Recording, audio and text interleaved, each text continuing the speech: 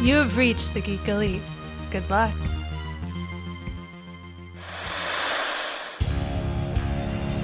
I know what you're thinking. Did he fire 6 shots or only 5? Well, to tell you the truth, in all this excitement, I've kind of lost track myself. But being this is a 44 Magnum, the most powerful handgun in the world, and would blow your head clean off, you've got to ask yourself one question. Do I feel lucky? Well, do you, punk? On tonight's episode of The Mitch and Rich Show. What show am I on again, Rich? You record way too many, man. Way too many. I mean, I feel like all I do is record things. So, but yes, we're on The Mitch and Rich Show. We talk about movies and movie adjacent items. Right, yeah. Anything sort of related to film sometimes, right? Yeah, exactly. I mean, this is we're back. After it feels like we took a week off because we did the Zack Snyder Justice League crossover episode, which we recorded with the rest of those podcasts like the Sunday before our show came out, so we didn't record our own show, which then like felt like we took a week off, but we didn't. We actually had a show. Anything else you want to say about Justice League now that it's just the two of us? No, man, I feel like I left it all out on the table, so to speak. Like, I don't know. I guess the thing that's interesting is since we had that conversation with all those other lovely people and lovely shows, there's been this like weird thing that people have kind of started being like, oh, well, let's go do a 4-hour cut of the Avengers. And I'm like, I don't think you really want that. Like, that movie wasn't a movie that was made that long and then like cut down. You know what I mean? Like, I don't know. I think that movie's fine as is. I don't think it needs to be 4 hours. I think what you need is the right balance of a director's image of the movie, and then what someone needs to come in and be like, we need an editor to take some of this out. Like, we need to push directors to be like, hey, not all of this is important. Well, and not only that, right? Like, I think a movie needs to be as long as the story needs it to be, right? And that's true regardless of whether you have like, whether that's the director or the editor. But, the interesting dynamic behind that, though, right, is, and I've said this a lot, and I still stand by this, hiring people and then letting them do their job. And that doesn't necessarily mean that you just give 100% creative control over to the editor and just be like, okay, well, I wash my hands of it. No, but of course not. I also do think that you need to rely on them because that is their specialty. They have spent their career, building those skill sets and really developing and honing in on mastering that craft. And so, they do offer a lot of great advice, and they should have a better idea. Well, maybe not a better idea, but in some instances you would think that they should have a better idea of overall pacing than the director, right? Yeah. Because again, that's their specialty, right? Mm-hmm. So yeah, I think a movie needs to be as long as a movie needs to be. No more, no less. Good way of putting it. So for today, we will get into some movie news, things that we found interesting that happened throughout the week. And then we are going to do a review or discussion about the Oscar-nominated movie Nomadland, which can be found on Hulu right now. So, Richard, interesting thing, I know that you're a big fan of the Rocky franchise. Yep. I believe you are, right? Yes. Okay. Earlier this week, Sylvester Stallone went and put on his Instagram some sheets of paper that he's been writing. It says, this may be the strangest posting yet. I started out this morning by writing a treatment for a Rocky prequel for streaming.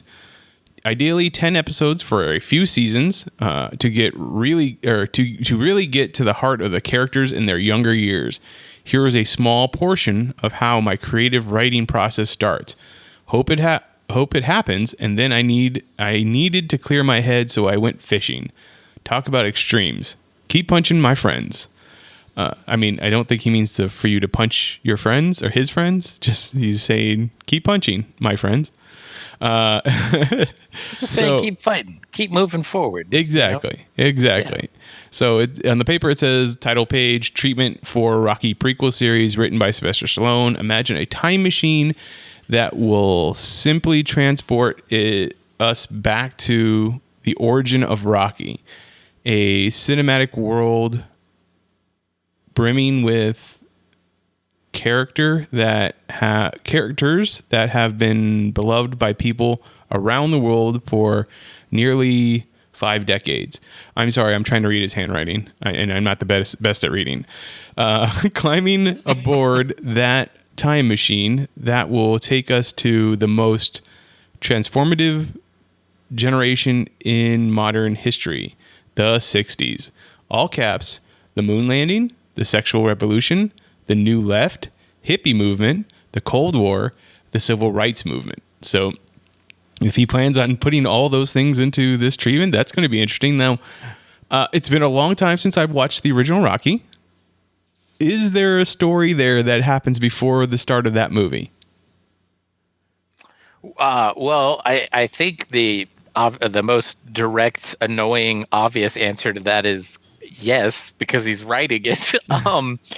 Does it feel that way, though? I mean, I guess, right? I guess, there's some pretty established relationships between like Rocky and Mickey, a little bit between like Adrian and Paulie. I obviously there is a story that I would say predates that, and yeah, I guess to be fair, that's true of all stories. Though there's generally a backstory, but usually with film they say get there late, get out early, right? Which is my advice whenever going to a party as well, because I'm massively introverted and antisocial. But so I guess the question that I have is not so much is there a story before Rocky, but rather, is there a good enough story that we would be interested in watching that takes place before Rocky? Right. Is there a story worthy enough to be told that happens before Rocky? Right. But then I'm like, well, he's made like what, 5 or 6 Rocky movies and now 3 Creed movies, or there's going to be 3 Creed films. Right. Yeah, I mean, obviously there was a story that needed to be told that came out of the Rocky movies, but I mean, and once again, I haven't watched Rocky in a very long time, so I would assume that because isn't at the beginning of that one he's not a boxer, he's working for like organized crime, breaking legs. Isn't that what Mickey says? He wanted to be a leg breaker instead or something?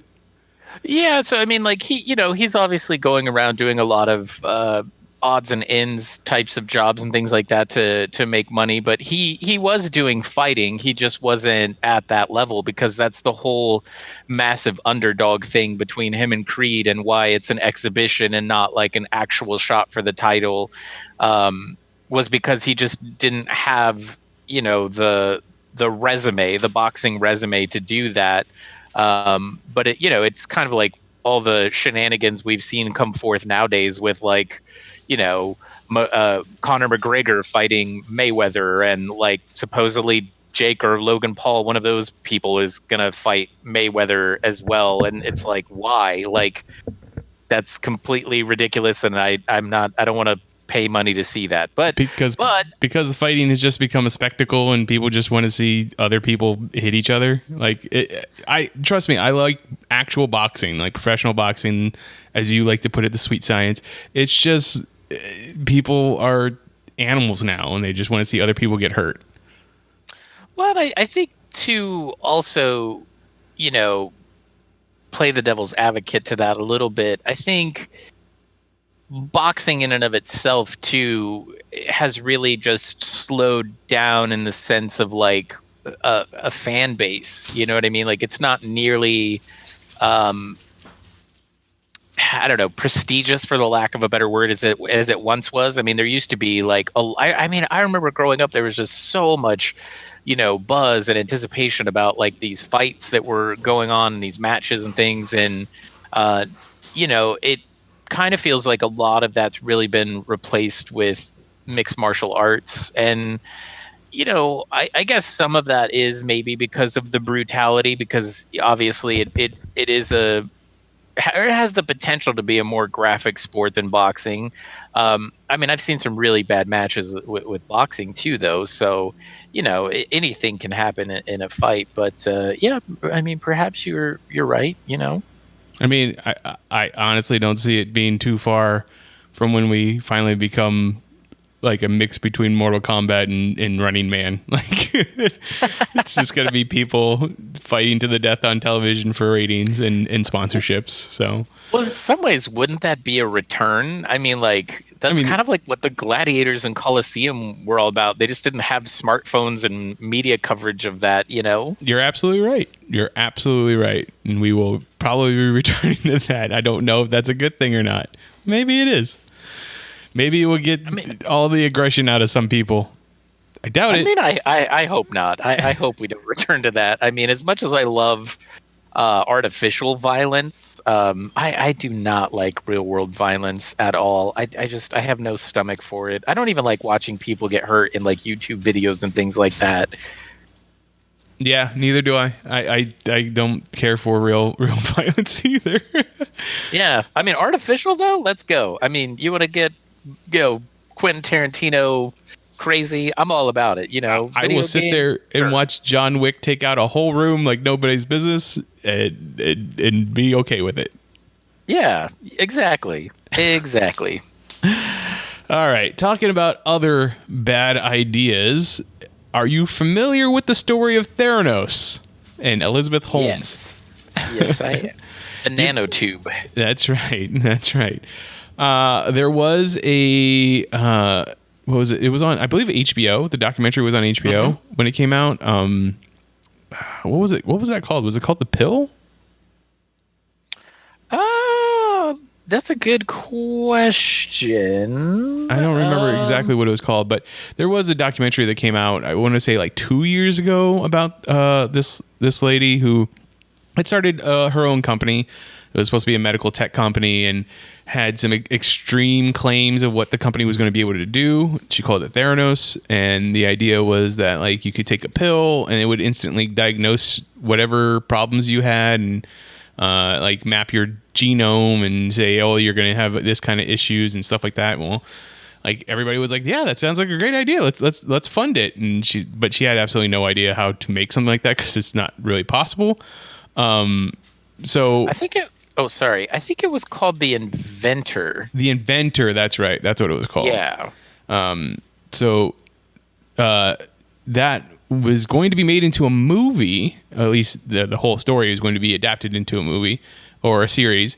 And that was going to be played by Kate McKinnon of SNL fame.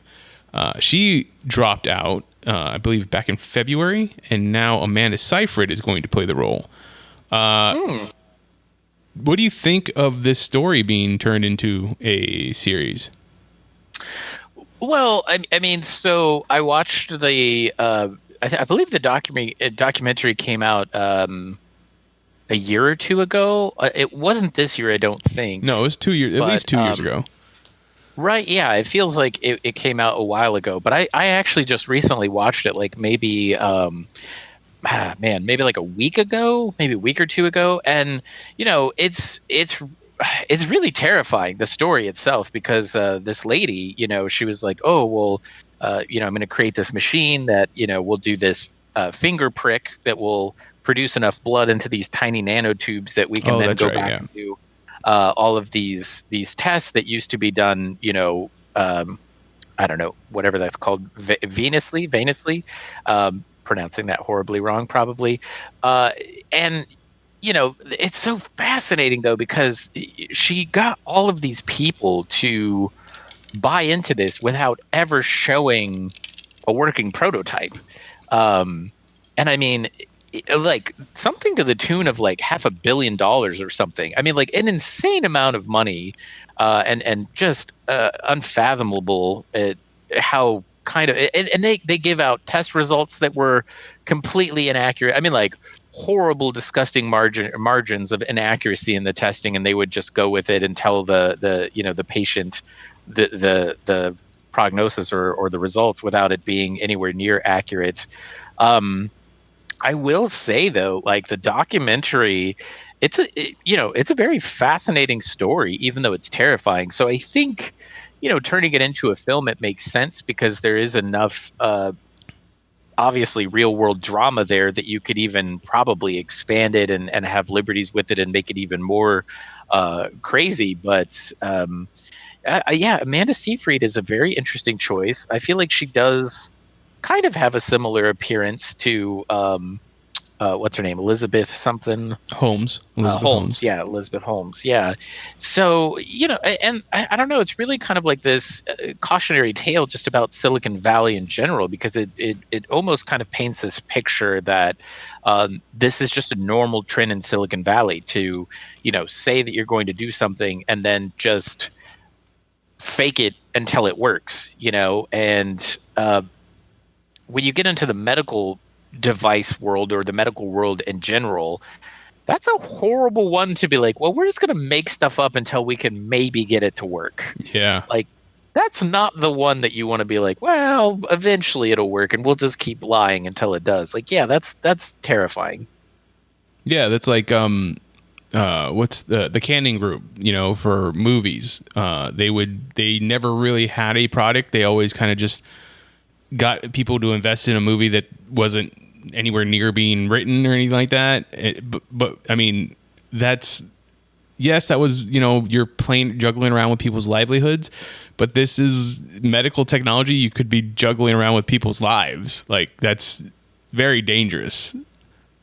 Oh yeah, absolutely. And I guess, to kind of jump back a little bit to your question and answer it a little bit more directly, I think from a story standpoint, it'd be an interesting movie to take some liberties with. But I hope that if they do that, I really hope that this lady doesn't get any sort of revenue from this, because, the fact that she did this, I just don't think that, she should be getting any sort of additional money or profits off of lying to people and hurting people and things like that.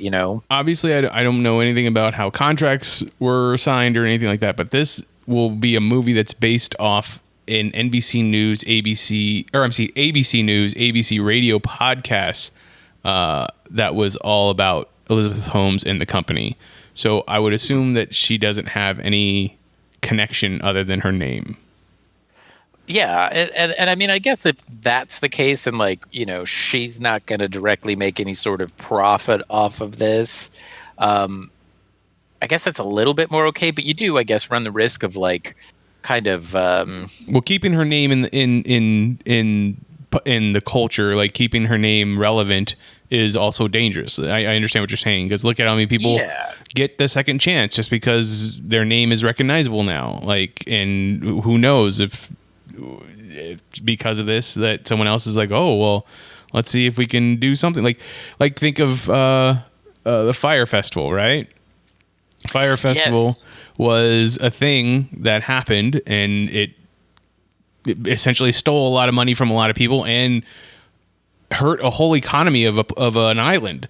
And then it was supposed to be all for a app that was called Fire. Well, that went away, and it came back as Cameo. Like, people are still, the original idea of Fire, the Fire app, is now called Cameo app, and it does well. Wow. Yeah, I didn't even know that part of it. That's absolutely crazy.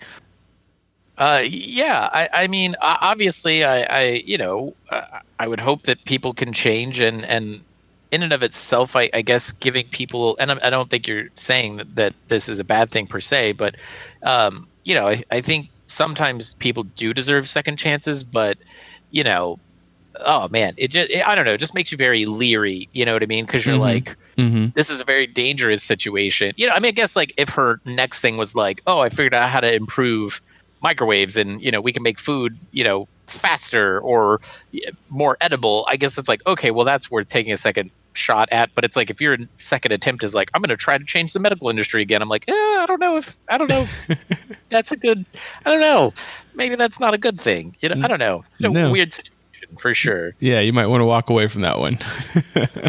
Yeah. Okay, so last story I wanted to talk about is San Diego Comic-Con, Comic-Con International. They made a announcement last weekend about San Diego Comic-Con. And as we know, this year, it was once again not going to be an in-person event. It was going to be a completely virtual event, just like it was last year due to the pandemic. Well, because of the way that vaccinations are going out and the rate, I mean, some people seem to think that it's going at a good rate. San Diego Comic-Con made an announcement that the weekend of Thanksgiving this year, they are going to have a special, it's going to be called San Diego Comic-Con Special Edition, 3-day in-person event at the San Diego Convention Center. From a lot of things that I've seen, people are pushing back against this. There's a lot of backlash on it. One being that Thanksgiving weekend is usually one of the most heavily traveled weekends in the country, and that would put a lot of people in airports and crowding together, and it's just not a good time to do that yet.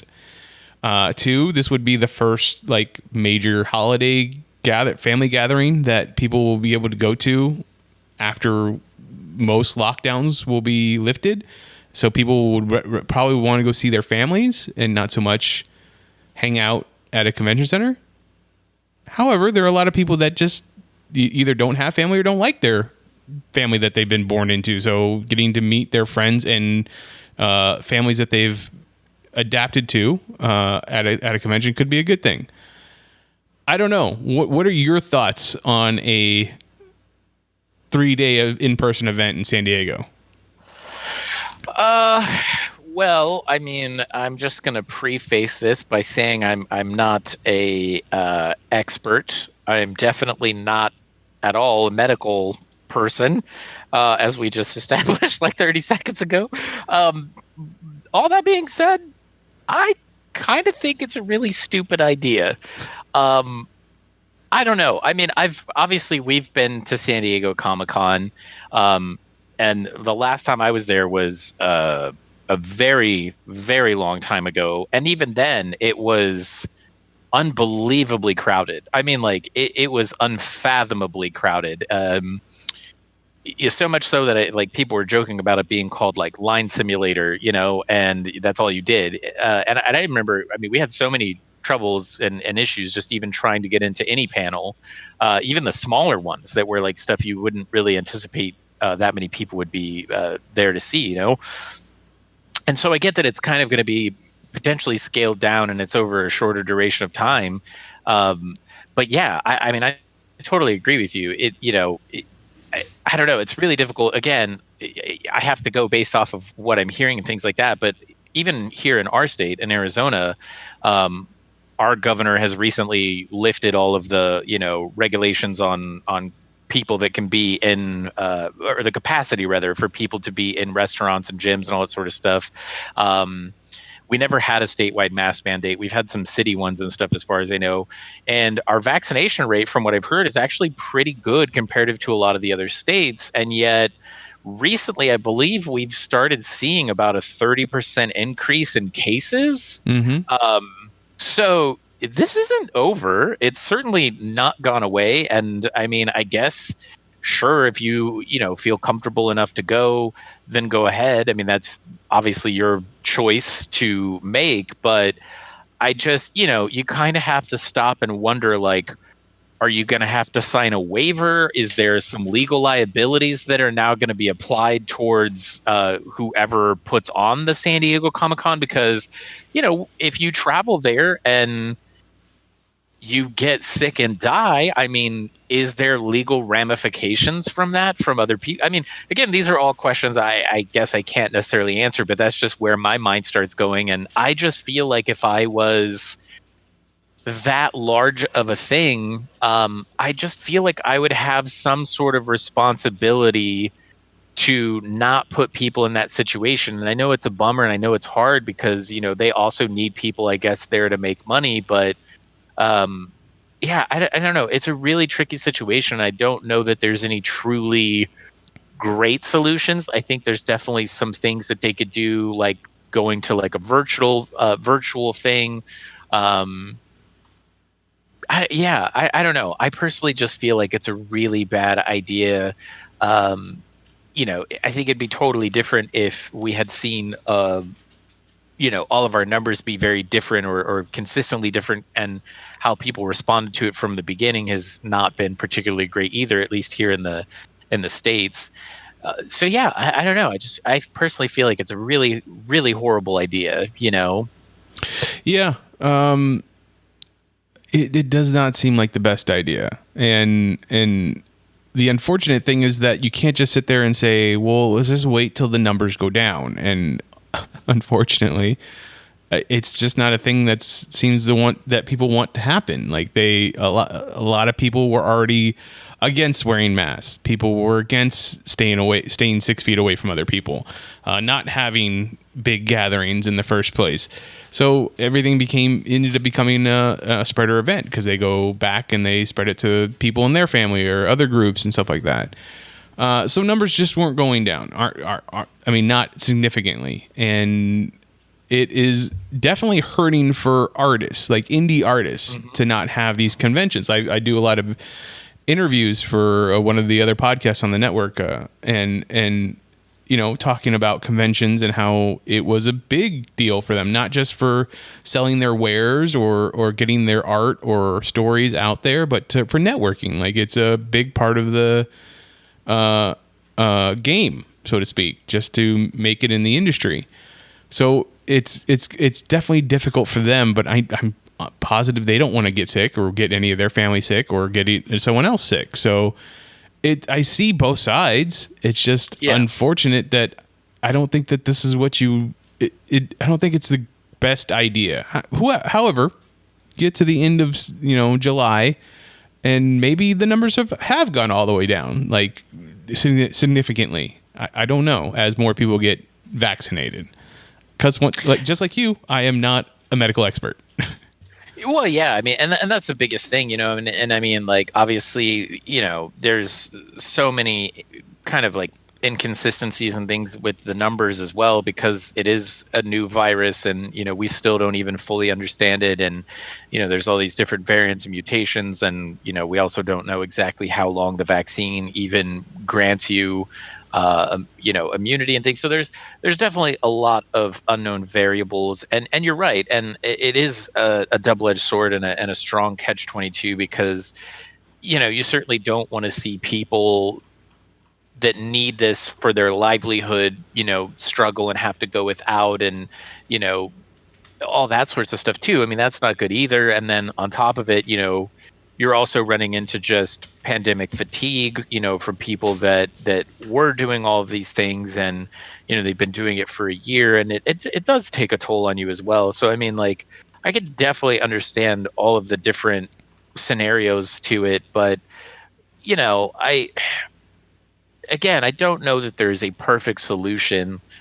But that weekend in particular does seem like a really weird, awkward weekend to be doing it, because you're right. I mean, I have to imagine that tremendous amounts of people are traveling during that time. A lot of people are probably getting together and meeting with people they typically don't, because it is the holidays. And yeah, I don't know. I could see it. Again, it's tough. It's really tough. Yeah. Yeah. Like, according to what they put out with their announcement, is that it was the only weekend that was really available for the San Diego Convention Center. Interesting. Yeah. So don't know what other conventions are going on at that time. That was the weekend that was available, but that's where they are. Yeah, I mean, I don't either. I mean, I guess that kind of does bring up an interesting question of what you're saying. I mean, like, how many other conventions or events?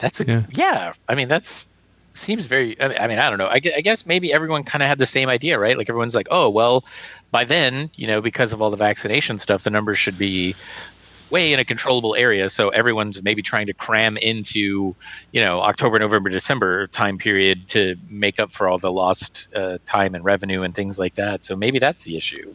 And And but I also have to assume that any other convention that is there doesn't get as much people attending as San Diego Comic-Con does, which is like usually, I think, in like the 200,000 mark, like a day. So like that's it's definitely a different animal altogether.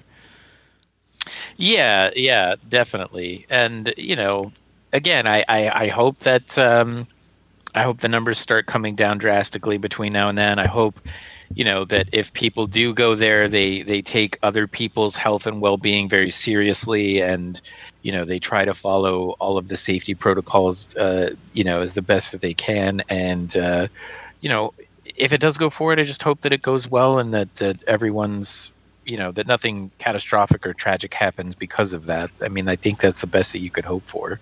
Yeah. Okay. Is there, before we get talking about the movie, have you watched anything lately that you'd like to mention? Oh man. I don't know. I've been watching just a ton of documentaries lately. Yeah, it's I don't know. I think HBO has just a ton of different documentaries, and I don't even remember all their names of them now, but I watched one that was about it was about like the competitive tickling. Oh. It's very weird. Was it called Tickle King? I think so. I don't know that one was on HBO, but I believe it was called Tickle King, and it's just really fascinating because it's kind of about this like reporter who I think it's like a reporter out of New Zealand, and he does like a podcast. Oh, Tickled. Is that what it is? It's just called Tickled, yeah. Oh, okay. It's just called Tickled.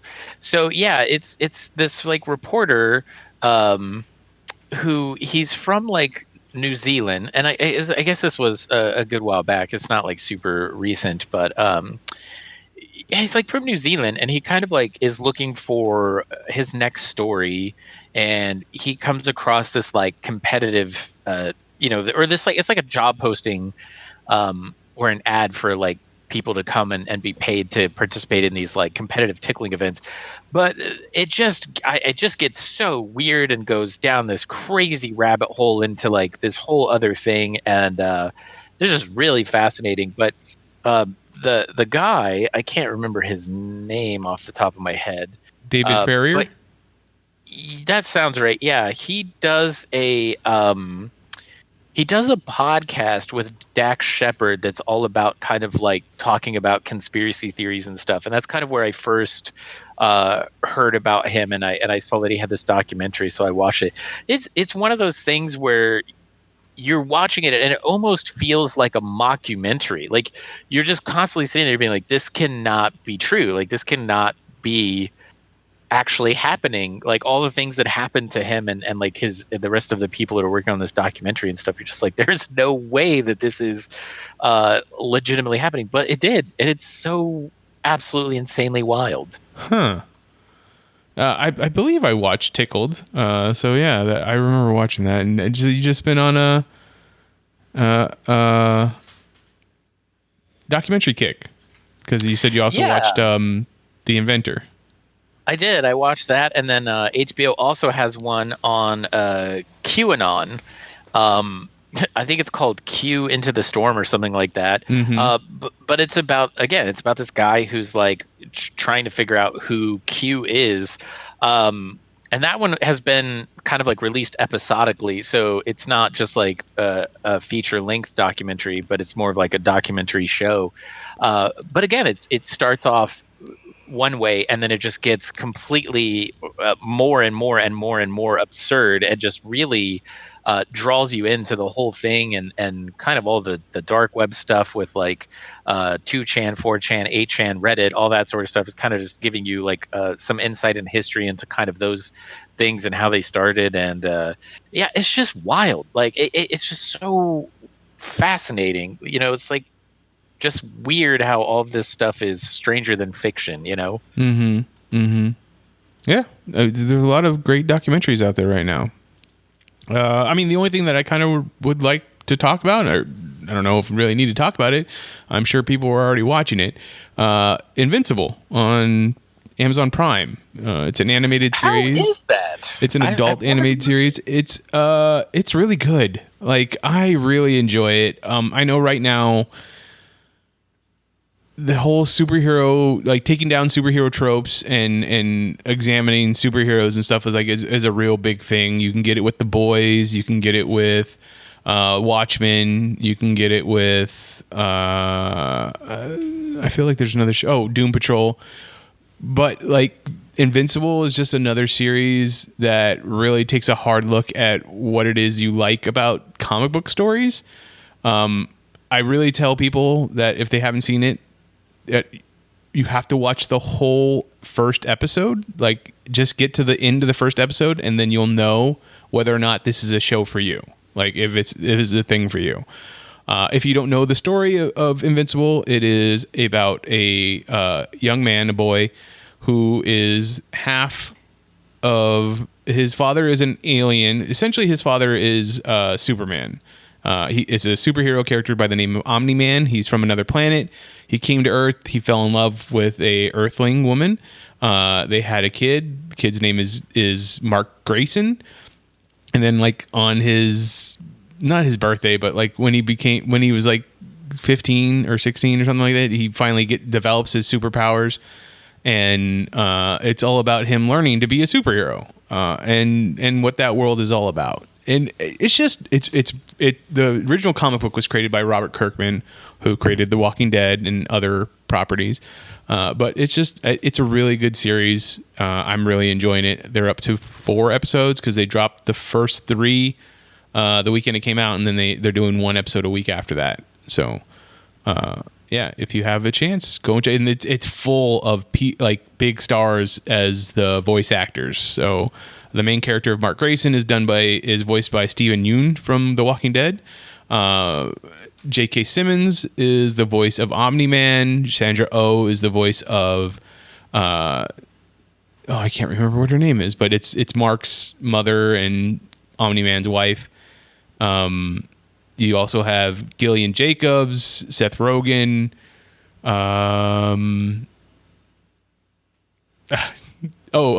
Jason Mantzoukas, Zachary Quinto. Like, it's a lot of big names that you'll recognize. You know what's first off, congratulations to Steven Yeun, because he's having an amazing year from the sounds of it. With yes, this and Minari was amazing. Film. Yeah, or at least that's what I heard. Yeah, I haven't watched it yet, but I've heard that as well, and obviously it's nominated. But it's funny because you said Invincible, and I was like, oh, I think this is based off of a comic, but I wasn't thinking the Robert Kirkman one. I was actually thinking the Mark Millar one called Nemesis. That's what I thought. But that's a totally different thing, unfortunately. Yes. Or not unfortunately, but that would also be cool if someone did that as an animated series. So Amazon or anyone, if you're listening. Well, he has that whole package deal with Netflix, so Netflix needs to get on making that into either animated or live action. Nemesis was an incredible book. I only read the first run, but it was so cool. They do need to get on making that movie or series. That actually would be really cool as live action. That would be pretty fantastic. I mean, I would watch either. I have no issues with animation either. I love animation, but that would be crazy to see that go down in live action. Yeah. Okay, let's get into talking about Nomadland, starring Frances McDormand as your protagonist, Fern, and pretty much she's the only recognizable actor other than one other person, David Strahan. I never know how to say his last name, and if you don't know his name, especially since I can't pronounce it properly, you'll recognize him from things that you've seen him in. Good Night and Good Luck is probably the biggest one that you'd recognize him from. Lincoln. He's also in The Expanse. Oh, I didn't know that. Yeah. Yeah, so he's a very well-known actor and very good. This movie is directed by Chloe Zhao. She previously directed The Rider, which I never saw, but I heard is really good. And she is directed, and the movie will be coming out later this year, is The Eternals for the MCU. Oh, wow. That's incredible. Yeah.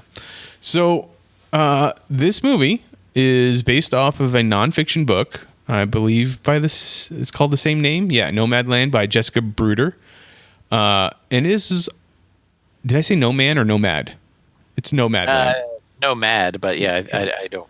It sounded right to me, but I was also knew the title, so. And it's all about Frances McDormand's character, Fern, as she travels around the country, moving from job to job, living in her van after the city that she lived in, Empire, Nevada, which was a company town, went under, literally went under, because the gypsum mine closed and the company closed, and all the houses that were owned by them, they told them they had 4 months to get their stuff together and get out.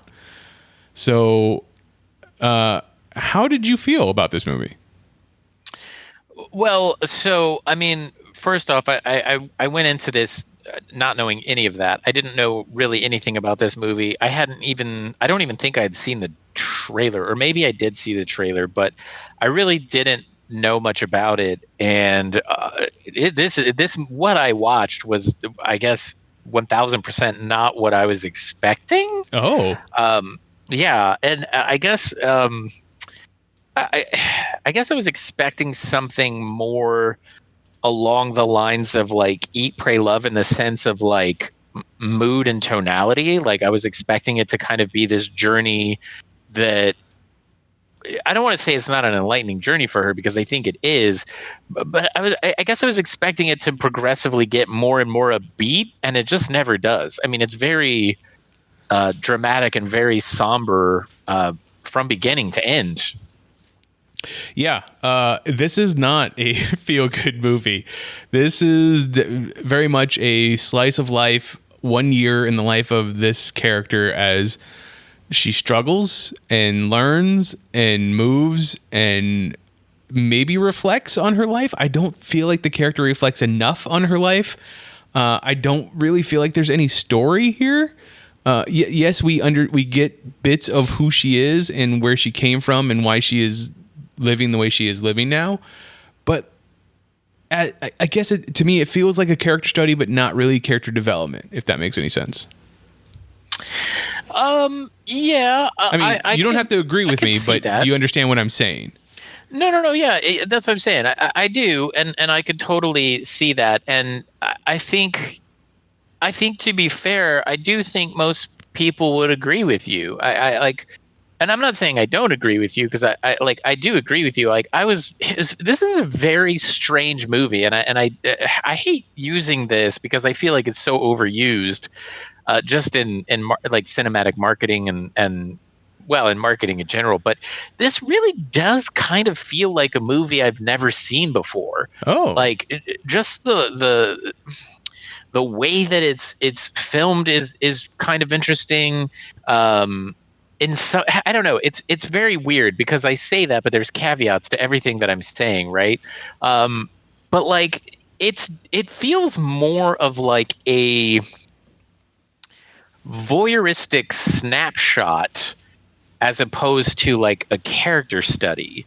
okay. It just feels like if you were actually looking at a year and a few months in someone's actual life, because in our own lives, we obviously have development and grow and do all of that, but obviously there's certain years that maybe we grow more.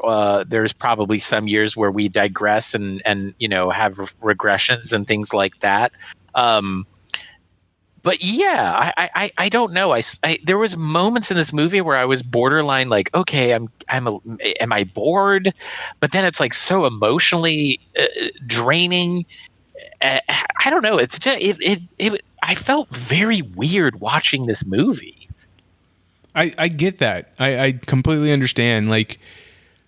I feel like there is points when you were supposed to I don't know if you're supposed to, but I feel like you're supposed to root for Fern in certain circumstances, but then like other circumstances, it's like, well, she's doing this to herself, but then she's not really struggling. She is making her way, and she's living her life the way that she wants to live it. So that's good.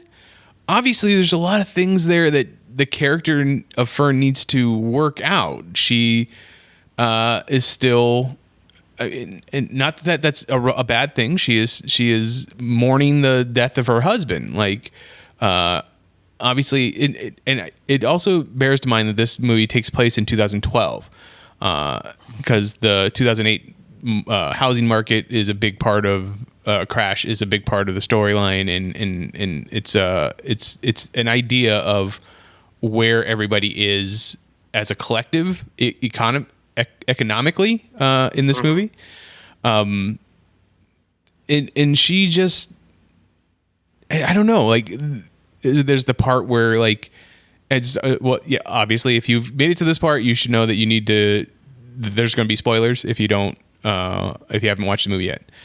There's the part where her sister like offers her a place to stay, and she literally she's like, I can't live here. Like, I can't be on that bed because my bed in the camper is, or in the van, I'm sorry, is mine. Like, even if you notice the way that she's sleeping in the bed, she has to sleep with her like almost to her knees up to her chest because there's just not enough room to stretch out, it seems like.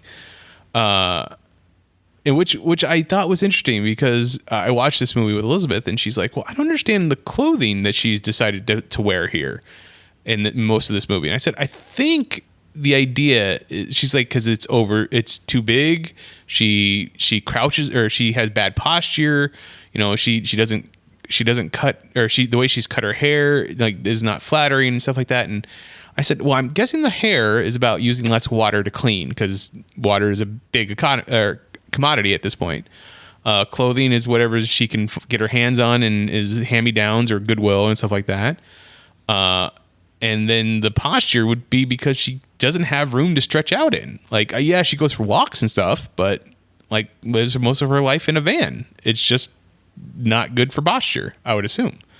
So I like the choices that Frances McDormand's making in this stuff, but I never at one point feel like I am in touch with the character. I am rooting for or rooting against or have any emotional connection, if that makes sense. No, it does, and I agree with you, and that's why I say it really does feel like a movie that I've kind of never experienced before, because I agree with you as well, in the sense that there's so many times where it's like I do kind of feel bad for the character, but then the character is like, no, like this is the lifestyle that I want, and I'm happy with this, and it's like, okay, so I can get behind that, but yeah, I don't know. It definitely feels like a foreign concept in some capacities, which I guess is a good thing, right? I mean, I guess it's a good thing that I don't know what it's like to have to live out of my van because my entire city evaporated overnight and my, significant other died. And it's crazy to think that that's happened. And I mean, it's happened before, because I mean, Detroit, Michigan, when the auto industry collapsed, it was kind of the same thing. And I mean, I think there's still, maybe I'm ignorant on this, but I think there's still massive parts of Detroit and so forth that are still just complete ghost towns, for the lack of a better term. And the city of Empire is a real city, or a real thing. Like, this was a real, yeah, right. And that's what I mean. I obviously, that's what I'm saying. Like, I think it's good for us that we don't really have the direct ability to be like, oh, well, I've been there before. You know what I mean? But like, it's crazy to stop and think that so many people have. And, I think that's another reason why part of the movie feels really jarring, because it's like, it really is a snapshot of America. And it's still, unfortunately, very pertinent and very social relevancy, and I think the one thing is like you do kind of feel bad because you're like, she's lost her loved one, she's lost her entire her house and her city and all of her friends, and she's kind of been uh thrown into having to live in this van, and she obviously does what every American is told to do, which is just work harder and pick yourself up by the bootstraps. And it almost feels like that is part of it, is that there's this undeniable pride to Fern that just won't allow herself to take any sort of kindness that feels like a handout. Because like she goes to borrow money from her sister as well because her van breaks down, but she's just like, no, like I'm paying you back, like I'm not asking for a handout, I don't want money, and then there's like someone else that's like, oh, Dave, I think is his name, David, is like, they have a guest house, you can stay here, but then she doesn't know how to live that life anymore. And I think some of that also comes from that, but I think some of it comes from that she really hasn't processed all of this trauma that's happened with like losing her husband and her job and her house and her city and her friends and all that sort of stuff. And I think we kind of see that I don't think it's necessarily done in a way that's completely a bulletproof way, but I think they kind of showcase when she goes back to Empire, which is toward the end of the movie, and it kind of comes full circle because the film starts with her putting all of like her house and her husband's possessions inside of a storage locker, and then she kind of starts embarking on living out of her van and stuff. And then toward the end of the film, after she talks to Bob, she goes back and she kind of gives away all of their possessions, goes back to their house, and kind of like walks out and just walks off, right? And so I guess in some ways that's supposed to be potentially symbolic of her acceptance. I don't think it's closure, but I think it's her acceptance of those events happening and her commitment to just keep moving forward. Mm-hmm.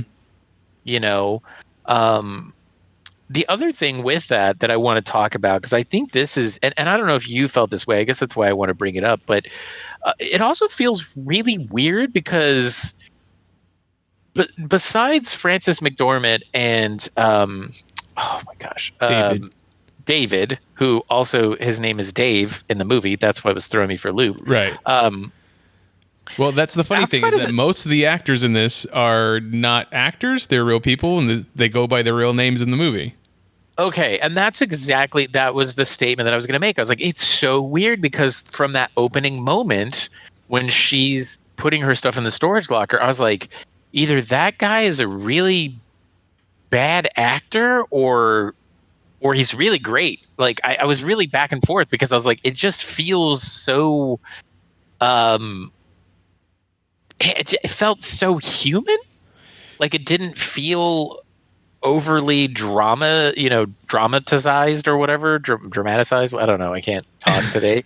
And as you progress through the movie, there's all these other characters that she's interacting with, and I just kept struggling back and forth with that. I was like, are these not actors, or are they just actors that are not really that great because this is like more of an independent movie, but then there's parts of it that look like a really highly produced film, but then there's parts where it does feel like it's a more of an independent, like it was just this kind of weird enigmatic back and forth as I was watching all of this. But it makes sense now that you're saying that. But the funny thing I felt like when I was watching the movie is that yes, a lot of the actors who I come to find out are real people, like they're not acting, but yet they are acting, and I feel like they're doing much better than a lot of people who consider themselves actors. Like people that get roles in these mid-level movies that I really feel like,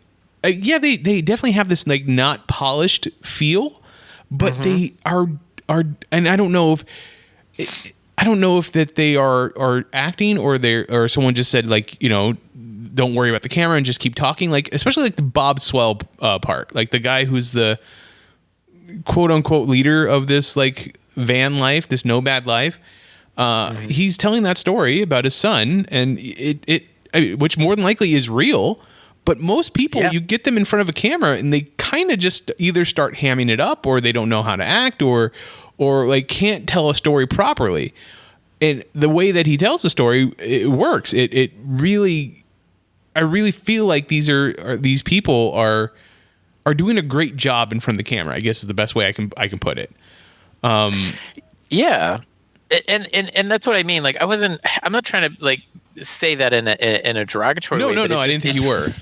Feels and again, that's why I keep going back to, like, this feels like a movie I've never watched before, or like a type of movie, or however you want to say it. It feels like something you've never seen before because of those things. Because I was constantly going back and forth where I was like, is this just like bad acting? But then I'm like, well, it's not really. It doesn't even feel like acting. It just feels like this raw, organic conversation, and it almost makes you feel uneasy, like that you're this fly on this wall and you're invading these people's privacy. Like, it really kind of made me feel uncomfortable.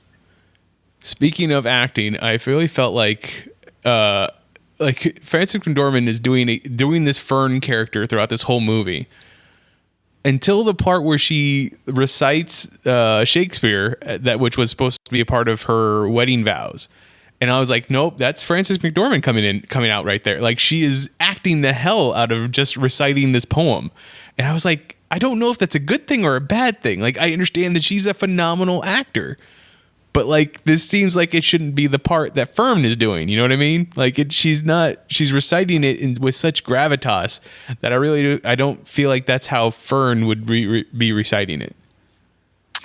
Well, yeah, and again, that's what I mean. There's like this kind of like hidden duality to everything within inside of this movie, and it kind of makes me wonder. It's like, okay, well, yes, I do feel agree with you. It feels out of character, but then I'm like, was this her character before the Fern that we're getting to experience? True. Like, when she was in Empire, things were well, and she was with Beau, her husband.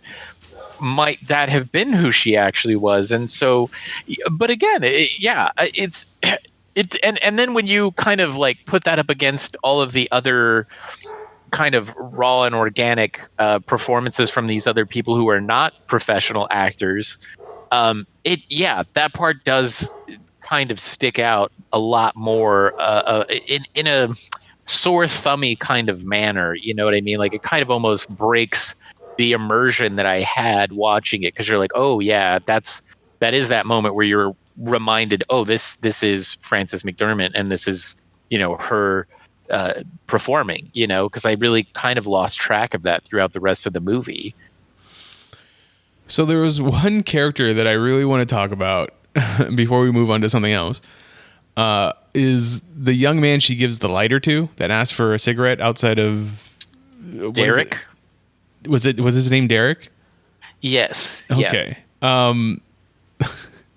I the cowboy look, like literally from the 1850s, like 1880s or whatever.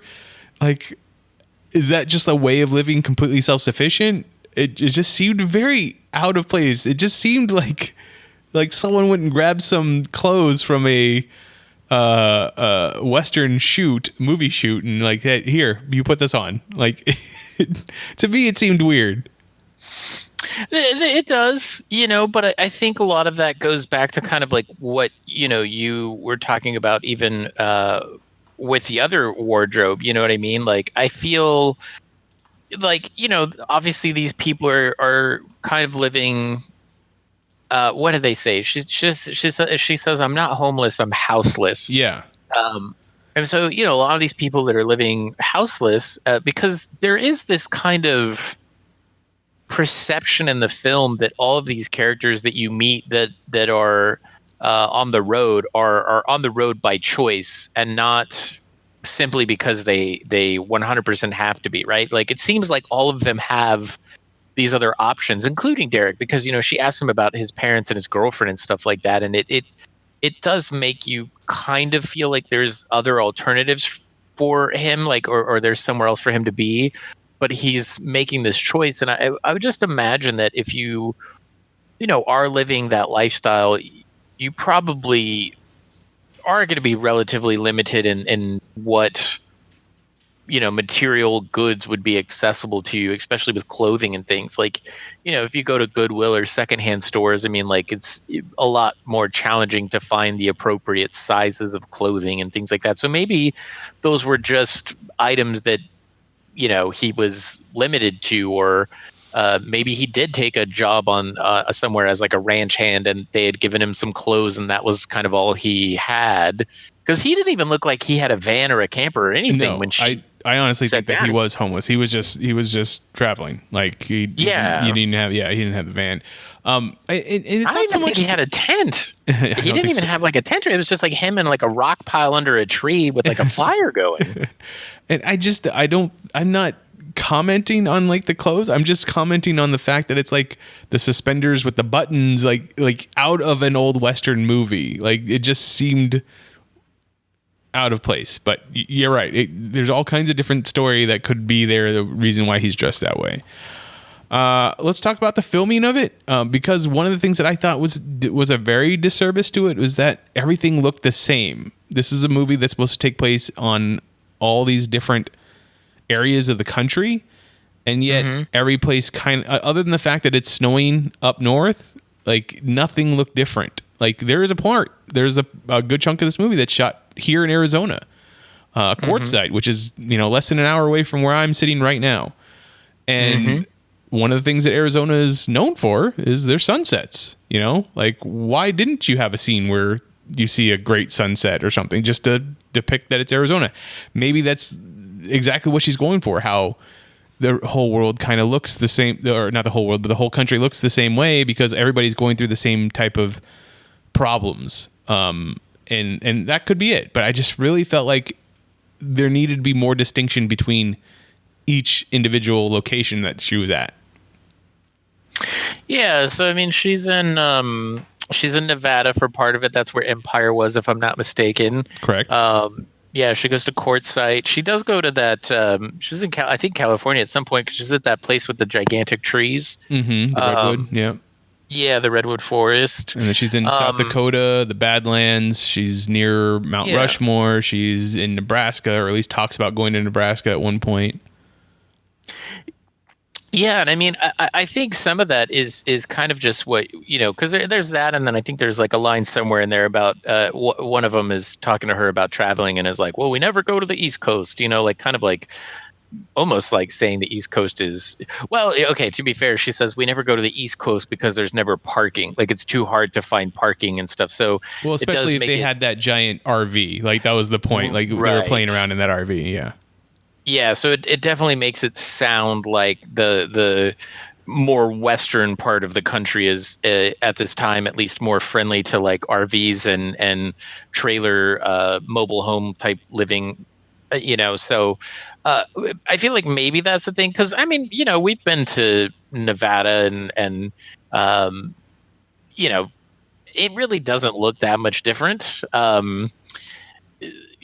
So I mean, I guess I don't know. I guess I didn't have. It does all kind of start to blend together, but I also do feel like that's kind of like a story choice as well, because at a certain point, like going through everything she's going through, whether it's because even the job, she does all this like magnitude of like massively different jobs, but inevitably they do kind of all feel the same in a sense, right? And so I feel like maybe that's the thing, is that it's just kind of meant as a stylized choice to just showcase the routine nature of no matter where you're going to go, you're always going, it's going to kind of look the same, it's going to kind of feel the same, like you're going to still have the same kind of personal problems and things like that regardless of where you're at.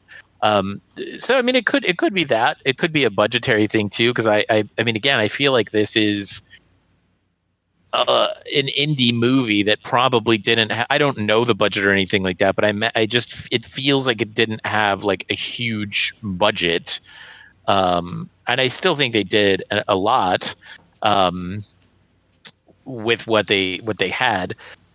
I feel like there was a lot of kind of like sunrises. I don't feel like they had a lot of sunsets. I think they had some sunrises that they were selling as sunsets, but all of them felt more like early morning instead of the End of sun day. setting. Yeah. Yeah, especially Arizona, because there are a lot of places that I've traveled where dusk and dawn feel the same. But Arizona, I would have to agree with you, does feel like dawn and dusk are on polar opposite ends of the spectrum visually. Like they just feel completely different. Yeah. So, yeah, and it does say in the trivia for this that if you see the scene in Quartzsite where it's that they're at the Quartzsite Yacht Club, which is funny because there's no water in Quartzsite, that there are just locals in that scene in the bar. So, Really? yeah. Any other particular things that you wanted to talk about this movie? I mean, I kind of want to find that guy that plays the piano, because that guy would be. I mean, I get why he's in the movie. He's got such like an interesting look to him. But he's singing the song about the people like that were departed or whatever. Yeah, I mean, I guess um, from a cinematography standpoint, at least, it's really intriguing because I feel like this has to be shot on digital. And the reason that I say that is because it looks like they didn't really use a lot of lighting units. It feels like they just used available light, or I mean, obviously there's some, because she's using like lanterns and there's practical lighting that they're putting into it. But it's I don't know. It's very intriguing though, because tonality in terms of the light quality and everything, it really felt like they were just shooting with whatever light was available. The other thing that I thought was interesting is there's a lot of handheld in this movie, which again really gives you this kind of at least for me, it really gave me this kind of uncomfortable voyeuristic feeling. And then there was other times where they were doing these landscape shots and they were shooting locked down, and it just kind of really made it feel like they were capturing these wildlife photography moments of just this pure, incredibly beautiful landscape. And then other times, when she's driving, they would be following her with obviously some sort of camera rig mounted to a vehicle. I can't imagine it was a Russian arm, because I don't think they, again, just based visually off, I don't think they had the budget for it. But it just really gave it this kind of like surrealist tone of her traveling at certain moments. And I don't even know who the cinematographer was on this, but there was just some really interesting choices at moments like those. And I don't know, I feel like that's really good for this particular story, because again, with this raw kind of nature to everything and not using professional actors for the most part, I just thought that the cinematic or the cinematography choices like really meshed very well with that. And I was just very impressed by that, because I just thought it looked unique, but just also really fitting to the actual like story itself. And I don't know, it was just really kind of, I don't know, for some reason it just really like stuck with me while I was watching this movie. And maybe just because I felt so different watching it than every other movie, maybe that's it. But yeah. So the cinematographer on this movie is Joshua James Richards. Chloe Zhao also used him as her cinematographer for The Rider. He's got a lot of other shorts to his name. There, in God's Own Country was a movie, looks like in 2017, that he did. A music video for Jay-Z in 2017. He has nothing coming up though, which I find interesting. I know what you mean about the uncomfortableness. Like there was a scene there's not a scene, but there's a lot of shots that are very, very up close, like with people's faces. And to me, whenever that is, I always feel uncomfortable. Like I don't need extreme close-ups of people's faces in movies. Like it makes me uncomfortable because I don't know, maybe it's because I'm watching it in my living room or whatnot, but it so close, it doesn't feel right to me. Well, that's interesting because, yeah, I mean, traditionally there definitely is a ton of extreme close-ups in this. Yeah, I mean, traditionally you do that because you're really looking to capture the emotion, and it's funny because obviously there is emotion in this, um, but again, it's like what you're saying with a lot of this. There's times where there are things that should be, I, maybe not should be, that's the wrong word, that you would expect based on, like, cinematic history of, as a viewer just watching so many other movies.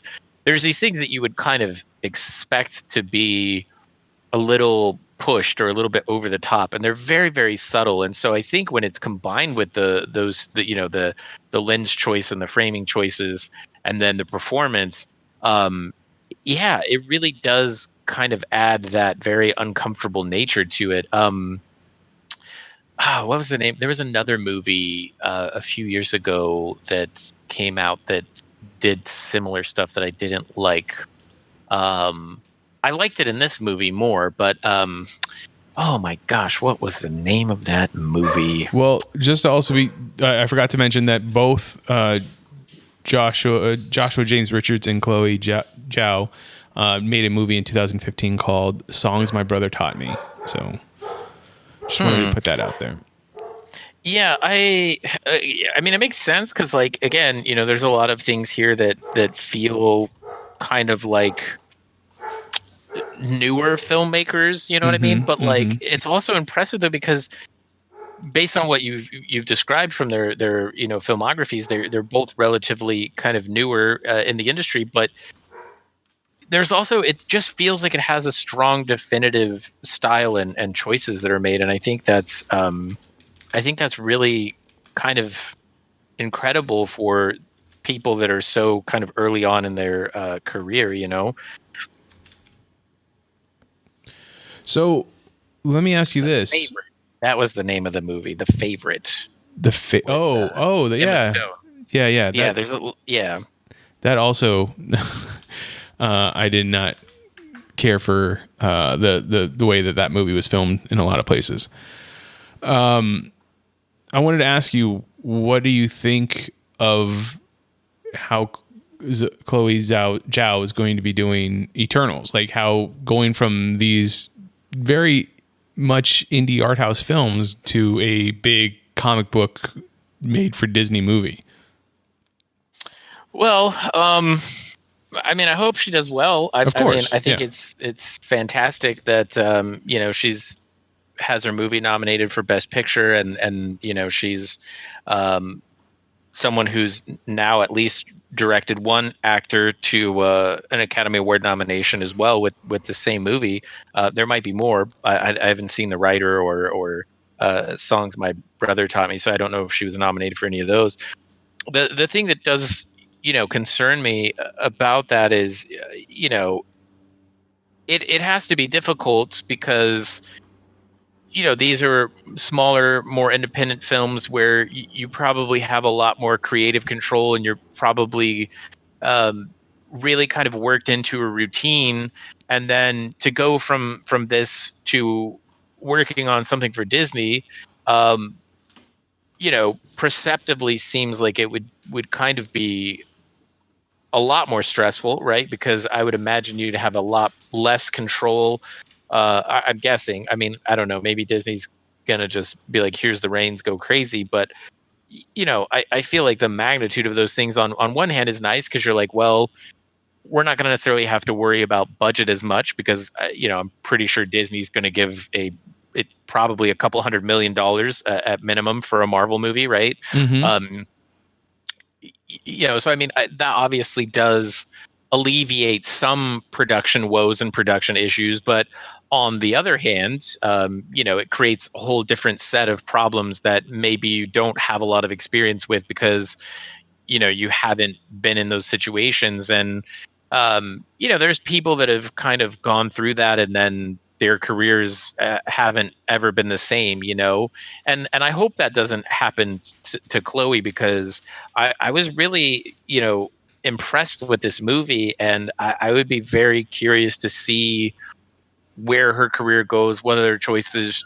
she makes in terms of films to do, and I'd be very curious. I'd be very curious to see how it's going to play out. But I think she's going to do a good job, and hopefully Disney will allow her to work in a way that's conducive to her process and allow the movie to flourish. I hope that's what happens. All right, there you go. If you have an opinion on this movie and you'd like to talk to me about it, you can find me on Twitter. I am at Mitchipedia GEM. GEM stands for Geek Elite Media. Richard, where can people find you online? Yeah, so the easiest way is to just go to rycowen.com, RICOWN.com, and that has kind of links to all of my social media and some of my in video game virtual photography. There you go. The rest of Geek Elite Media is at Geek Elite Media on Instagram, at Geek Elite Media on Twitter, and Facebook.com/Geek Elite Media is our Facebook page. Check out archived episodes of this podcast and other podcasts on our website, geekelitemedia.com. If you listen to this as a podcast on a podcatcher, please rate and review us. It helps spread the word of our network. But until next time, this is the Mitch and Rich Show on the Geek Elite Media Network saying always remember to geek out. Geek out. This concludes our broadcast. Beep.